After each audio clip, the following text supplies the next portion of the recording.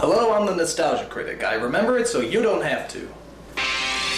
Teenage Mutant fucking Ninja Turtles. This is the shit. When we were growing up, Ninja Turtles were everywhere. Comic books, TV shows, breakfast cereals. They even had a pie named after them. It tasted like splooge, but we didn't care. As long as it had the Ninja Turtles on it, we were happy. So when we heard they were actually making a live-action movie based on this phenomenon, we proudly pissed our pants with joy. We shit ourselves with excitement. We vomited up vast amounts of excrement, shit on it, rolled around in it, put it back in our mouths, and proceeded to vomit it up again in roaring anticipation. Okay, maybe only I did that, but still, bottom line, we were hyped as hell. These movies kicked ass back then, and I'm sure they're gonna kick ass now. Which is to say I haven't actually seen these movies in years, but that's why as a special treat, I'm gonna sit down and review the movies with you as you're watching it with me. So, grab your vintage Teenage Mutant Ninja Turtle box of cookies and enjoy the show. Just watch the movie. Alright, New York. So far, so good. Actually, I like this opening because it doesn't even look like a Ninja Turtles movie. This could be the opening to Shaft. Watch. Who's the black private dick that's a sex machine to all the chicks? Shaft! You see? April O'Neil, Channel 3. Whoa, whoa, whoa, whoa, whoa, whoa, whoa, whoa, whoa. Who is that? April O'Neil. No. Listen, lady, I'm sure you're a fine actress and everything, but, you're not April O'Neil. No. This hot honey you see here is April O'Neil. Yellow jumpsuit, nice legs. Damn, she's fine. So come on, where's the real April O'Neil? Come on, cough her up. Just what is going on out there, April? Okay. Alright, no, that's cool, you know, no problem. I mean, at least we still get to see her in the yellow jumpsuit, right? Oh, come on! That's not a jumpsuit, that's a raincoat! There is a difference. Look, you watching? I'll show you the difference. Here, watch close. Jumpsuit, raincoat. Jumpsuit, raincoat. Jumpsuit, raincoat. Jumpsuit, raincoat. Jumpsuit, raincoat. Nothing alike! All I gotta say is the turtles had better be a hell of a lot better. Awesome! Righteous! Excuse me one moment. Oh my god, look at those costumes! Those are incredible! That's exactly what radioactive ninjutsu reptiles in their late teens would look like! I mean, they're unbelievable! I mean, they're phenomenal! I mean, oh my god! I apologize for that, but even you have to admit those costumes are pretty incredible. The guy who put these all together was Jim Henson, the Muppet guy. And do you know how much those puppeteers have to squat in order to get their hands up those asses? It's not even worth thinking about. If this movie was done today, chances are they probably turned them all into computer-generated images. Oh, bullshit! They set out to rescue April from the evil Foot Clan, who want to destroy her because she's giving evil pajama-wearing psychopaths a bad name. Oh no, you didn't! Alright, April's gonna kick some ass! As you probably guessed, the turtles save April and take her back to their home in the sewers. There she meets the Ninja Turtles' mentor, a giant rat named Splinter. And I have to admit, saying this all out loud is making me realize just how friggin' weird this movie is. Where did they come up with this stuff? So Splinter explains to April the origin and where they came from. You see, years ago, Splinter was just an ordinary pet rat in Japan. After his master is murdered, Splinter somehow makes it to New York and comes across a canister of ooze and 4 baby turtles. Within a day, both the turtles and Splinter grow in size and even begin to form words. Pizza! Pizza! It could happen! Splinter decides to name them after the famous Renaissance painters, because giant mutated turtles seem to scream of the Renaissance period. It made sense back then.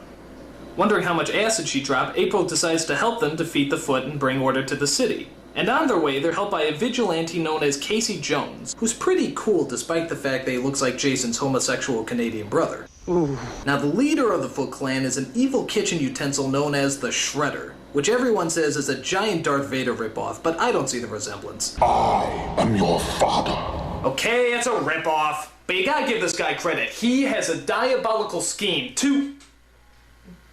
Actually, what was the plan again? Punish these turtles. I'm sorry, I don't care how menacing or powerful you are, there's no way you can make punishing turtles sound threatening. I'm sorry, it's just not humanly possible.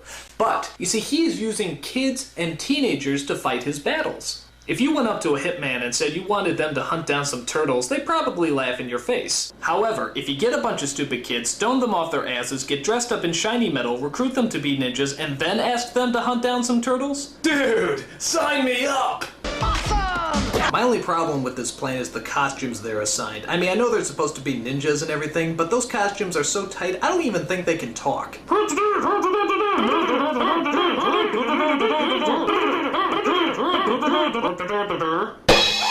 One of the things I love about this movie is the turtles' disguises, which is pretty much just a trench coat and a fedora hat. How can nobody recognize them in that? I mean, how stupid do people have to be to not recognize a big turtle in a trench coat? Look like sort of a big turtle in a trench coat.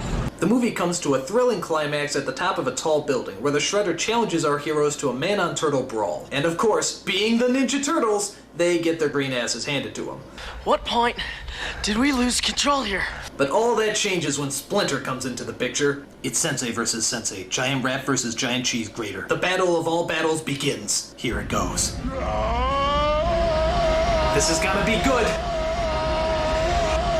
Here it comes!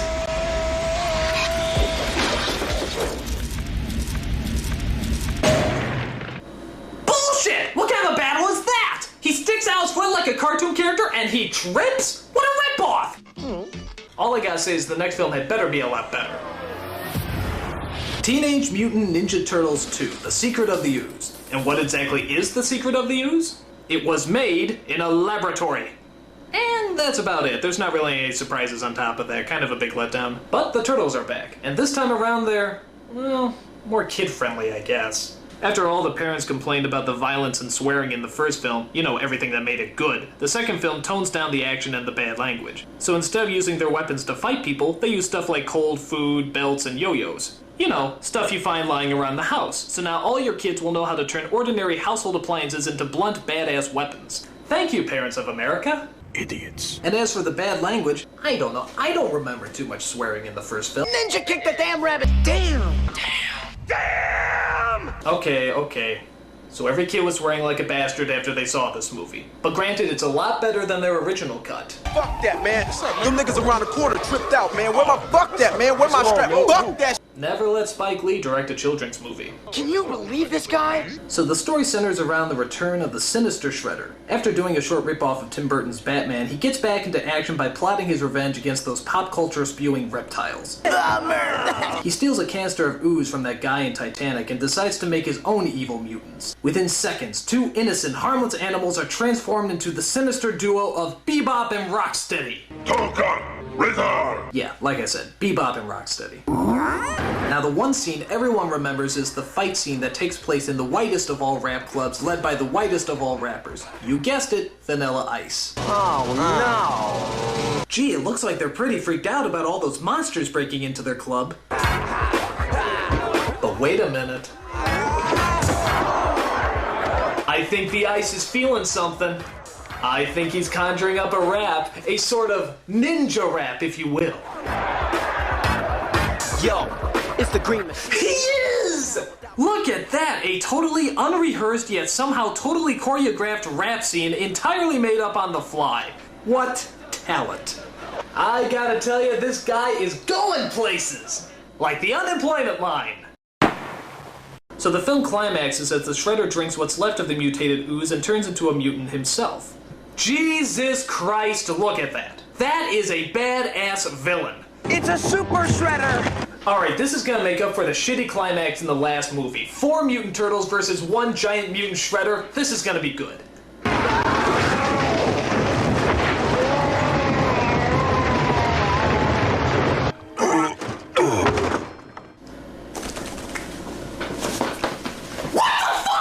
Are you telling me that a regular shredder can survive a 7-story fall and a dump truck crushing him, and yet a super shredder can't survive a bunch of wood falling on him? Bullshit! Bullshit! Bullshit!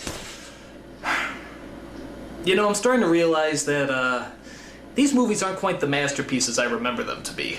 I mean, they're weird as hell, they don't make any sense, and they keep pissing me off with their anti-climaxes. But I shouldn't give up hope. After all, there is still one last movie left, Teenage Mutant Ninja Turtles 3. And seeing how now they've had 2 movies to experiment with and find out what works and what doesn't, I think we can safely assume that this is going to be the best of the bunch. So, sit back and let's enjoy Teenage Mutant Ninja Turtles 3. Oh my god, it's so terrible! It's so terrible!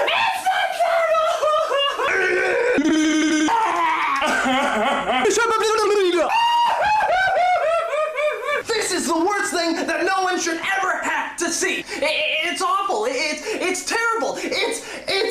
It's so bad I am forced to make up a word to describe how bad it is. This movie is horribifuckus. It's the most horribifuckus movie I've ever seen in my entire life.